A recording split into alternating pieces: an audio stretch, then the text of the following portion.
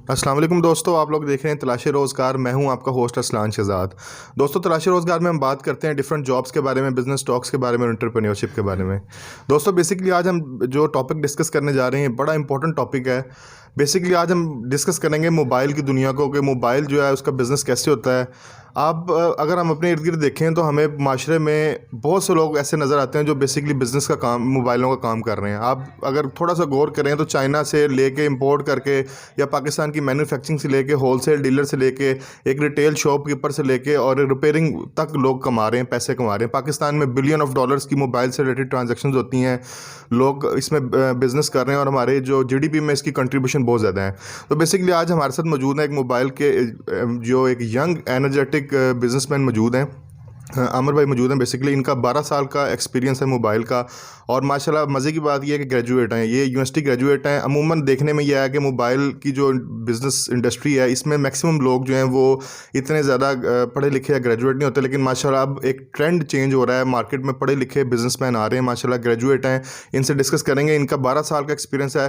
सबसे पहले तो मैं सर आपको बहुत शुक्रिया अदा करता हूँ, आपने कीमती टाइम में से वक्त दिया जी। अच्छा सर, इसमें यह थोड़ा सा काइंडली मुझे ये बता दें कि मोबाइल के बिज़नेस के हवाले से डिस्कस करेंगे सर, कि कोई भी बंदा अगर उसके पास इन्वेस्टमेंट है और वो बेरोज़गार है, बिज़नेस करना चाह रहा है, तो न्यू बिज़नेस मॉडल के हवाले से बताएं कि उसके लिए क्या क्या प्री रिक्वेस्ट हैं, क्या क्या उसको चाहिए, कितनी इन्वेस्टमेंट रिक्वायर्ड है, उसको दुकान अगर परचेज़ करनी है तो किस एरिया में परचेज़ करनी है। क्योंकि हमारी वीडियो उस टाइम पूरे पाकिस्तान में देखी जा रही है, पाकिस्तान के मेट्रोपॉलिटन सिटी से लेकर रिमोट एरियाज तक देखी जा रही है। तो थोड़ा सा अपने एक्सपीरियंस की रोशनी में बताएं कि एक दरमियाने लेवल के मोबाइल बिज़नेस के लिए कितनी इन्वेस्टमेंट रिक्वायर्ड है, और उसके pros and cons kindly discuss करें जी। सबसे पहले तो अरसलान भाई बहुत शुक्रिया। ये टॉपिक कह लें कि ये मेरा और आपका नहीं है, ये यंग जनरेशन का टॉपिक है। बहुत सारे न्यू लोग, जो न्यू दोस्त मेरे बेसिकली इस फील्ड में आना चाह रहे हैं या अटैच होना चाह रहे हैं। ये बड़े इंपॉर्टेंट सवाल आपने 2-3 इकट्ठे ही पूछ लिए, लेकिन जवाब देना बड़ा ज़रूरी मैं समझता हूँ। देखिए, सबसे पहले तो मेरे पास लड़के आते हैं कि आमिर भाई मैं फ़लाँ जगह पे काम करना चाह रहा हूँ, या मैं उनसे पूछता हूँ भाई आप सीखे हो या आपका एक्सपीरियंस किया, तो वो ज़ीरो होते हैं। सबसे पहले तो मैं अपने दोस्तों को ये गाइड करता चलूँ, जो न्यू यंग जनरेशन है माशाल्लाह हमसे भी कह लें कि ज़्यादा मैच्योर है, ज़्यादा उन टैलेंटेड है कह लें। हम तो तब शुरू किया था जब इस फील्ड में कोई हमें सिखाने वाला नहीं था।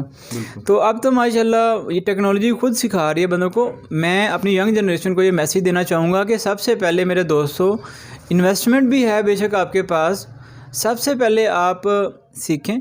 सीखने के बाद अगर आपने इस फील्ड में आना है कोई साल 6 माह, तो ऐसा नहीं है कि जनाब ट्रेन भागी जा रही है और आपने लटकना ही लटकना है। भाई अगली ट्रेन का वेट करें, इसी तरह अपने नेक्स्ट चांस का वेट कर लें।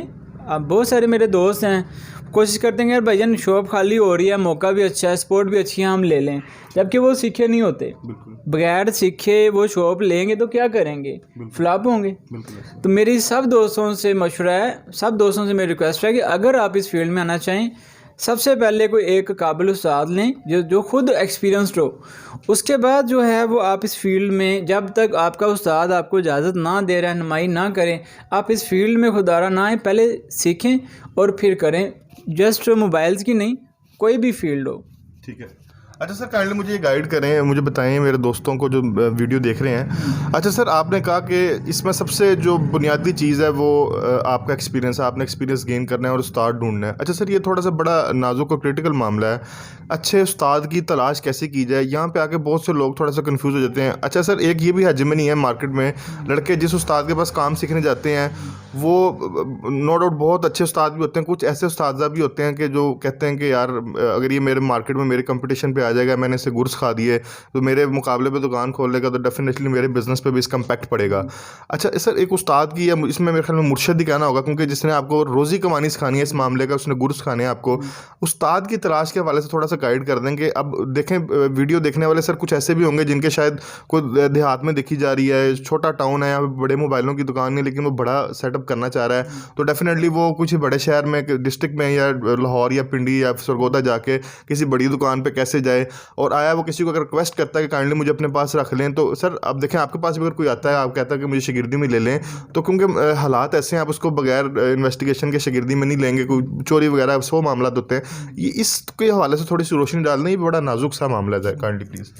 जी अरसलान भाई, बड़ा इम्पोर्टेंट इशू है। देखिए, उस्ताद चूज़ करने के मामले में समझ लें कि हम अपना फ्यूचर चूज़ कर रहे होते हैं, हम अपना कैरियर ही वहीं से शुरू कर रहे होते हैं।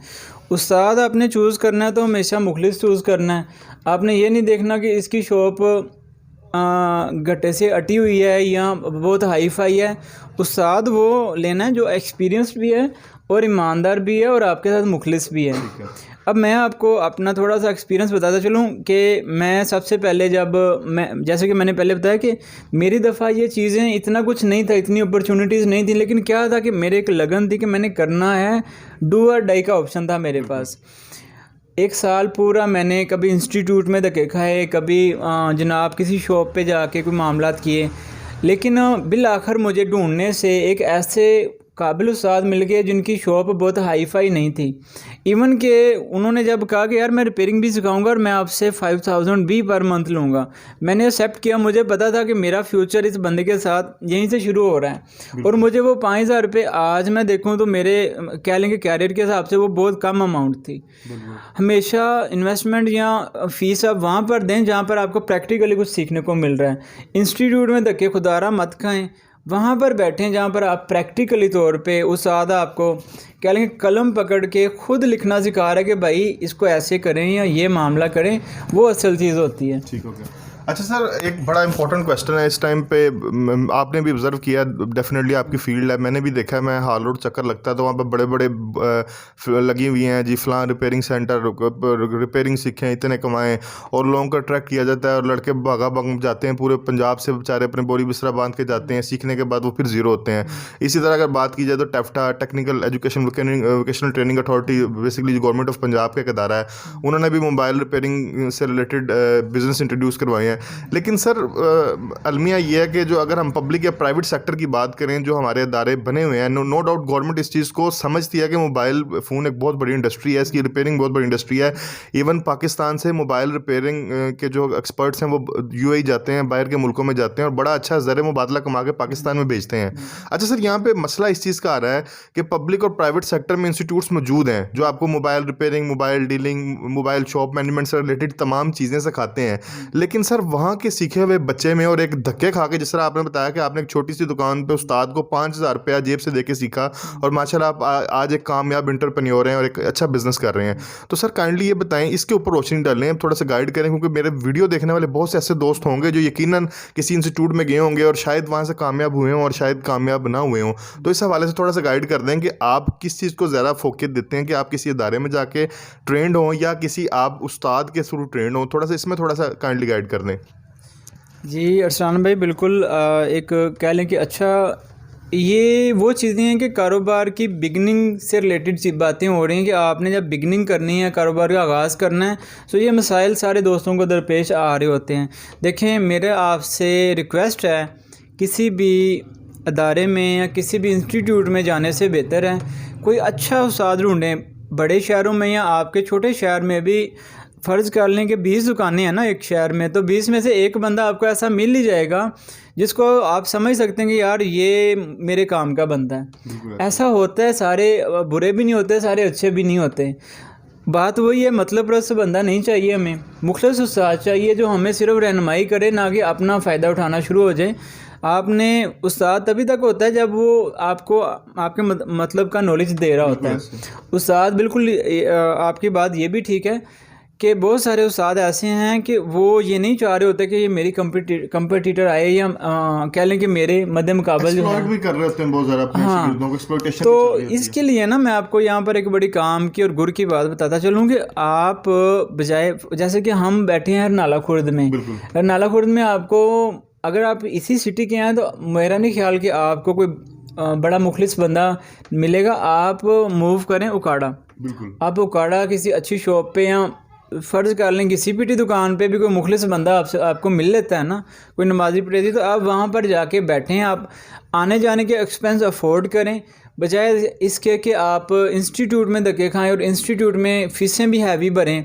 30-30 हज़ार रुपये पर मंथ फ़ीसें लाहौर में भाईजान बिल्कुल ऐसे वो ले रहे हैं और पल्ले कुछ नहीं ला रहे, सिर्फ बिजनेस कर रहे हैं, सिर्फ पैसा बना रहे हैं। ठीक है, आपने वहाँ नहीं जाना। आपके जो माँ बाप के कह लें अभी तो फ़िलहाल पैसे हैं वो कीमती हैं, आपने उस तरफ नहीं जाना। किसी उस्ताद से धक्के खा लें, वहाँ पर झाड़ू फेर लें, चाहे आप ग्रेजुएट हैं। मैंने ग्रेजुएट करके मैंने कह लें कि पहले दिन मैंने खुद अपने उस्ताद की शॉप पे 4-4 दफ़ा दिन में झाड़ू फेरा हुआ है। कोई इसमें शर्म वाली बात नहीं है, सर मेहनत में अजमत है। और हमने खुद किया हुआ है बिल्कुल ज़ीरो से। ग्रेजुएट बंदा जब डिग्री लेके निकलता ना तो वो समझता पता नहीं क्या तीर मार लिया, जबकि ऐसे नहीं होता। आप प्रैक्टिकली फील्ड में आप ज़ीरो होते हो। आपने ज़ीरो का मतलब है कि जब आप बिज़नेस में आते हो तो निचले लेवल से आप शुरू करें। अल्लाह पाक उसमें बरकत ज़रूर डालता है, लेकिन उसमें कुछ वक्त दरकार होता है। अच्छा सर, इसमें एक इम्पोर्टेंट क्वेश्चन सर ये है कि देखें सर, हम आपने नो डाउट कहा कि आप इंस्टीट्यूट्स बनने जाएं सर। इस टाइम पे एक ये चीज़ है कि अगर हम टैफ्टा की बात करते हैं, टैफ्टा की एफिलिएशन जो है वो इस टाइम ब्रिटिश टेक्निकल यूनिवर्सिटी से भी हो चुकी है और टैफ्टा की सर्टिफिकेशंस को भी माना जाता है। इवन अगर आप किसी मल्टीनेशनल कंपनी में अप्लाई कर रहे हैं तो सर सर्टिफिकेशन के पॉइंट ऑफ व्यू पे आके मेरे ख्याल में हमें एक वो आप कह लें डिग्री के टुकड़े के लिए तो हमें तो उसकी इंस्टीट्यूट की ज़रूरत है, लेकिन अगर हमें प्रैक्टिकल एक्सपीरियंस लेना है तो डेफिनेटली आपकी बात है कि हमें आना पड़ेगा। अच्छा सर, बेसिकली ये वीडियो हम शूट जो कर रहे थे, हमारा टाइटल ये है कि हम न्यू मोबाइल के बिज़नेस को। अच्छा सर, अब आपने कहा कि इसमें आप शागिर्दी में हम देखते हैं कि जब रैंडमली अपने सिटी को विज़िट करते हैं तो जो मैक्सिमम मोबाइल शॉप्स हैं उस पर हाइब्रिड मॉडल अप्लाई हुआ है। मतलब कि वहाँ पे आपको नए फ़ोन्स भी मिलते हैं और वहाँ पे आपको सेकंड हैंड मोबाइल भी मिलते हैं। अच्छा, अब सर इन दोनों की साइकोलॉजी बहुत ज़्यादा डिफरेंट है। अब हम बेसिकली इस पर रोशनी डालना चाह रहे हैं कि सिर्फ न्यू मोबाइल्स में, तो सर मेरे ख्याल में न्यू मोबाइल्स में इतना ज़्यादा इशू नहीं होता होगा। आप लाहौर से पूरी लॉट उठाते हैं, कंपनी से डायरेक्ट डीलिंग करते हैं, डीलर से मिलते हैं और ला के उसको अपने फिक्स मार्जिन में बेच देते हैं। इसमें प्रॉफिट रेशो मेरे ख्याल में कम होती है। इसके ऊपर थोड़ा सा सर न्यू मोबाइल बिजनेस में आपको मतलब कि जो थोड़ा सा उसके हवाले से गाइड करें कि इसमें प्रॉफिट और इसके प्रॉज और कॉन्स के और लॉस के हवाले से बताएं कि लॉस होने के क्या चांसेस हैं, इसके हवाले से थोड़ा सा गाइड कर दें। जी अरसान भाई, बिल्कुल मैं ये फ़र्ज़ समझता हूँ कि अपने दोस्तों की रहनुमाई कम से कम मैं अच्छी कर सकूँ और मुखलिस होकर उनको मैं मशवरा दे सकूँ। देखें, दो न्यू मोबाइल और यूज्ड मोबाइल जो हैं दो डिफरेंट और अलग अलग कह लें कि डोमेन्स हैं। न्यू मोबाइल में सीधा सा बिज़नेस होता है, जैसे कि आप डब्बा पैक फ़ोन लेते हैं, कुछ मार्जिन रख के आप सेल आउट कर देते हैं।